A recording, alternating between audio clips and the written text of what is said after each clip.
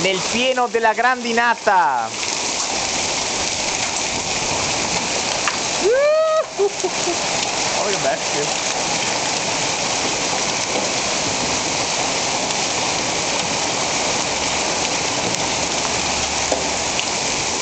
Mamma mia. Fantastico.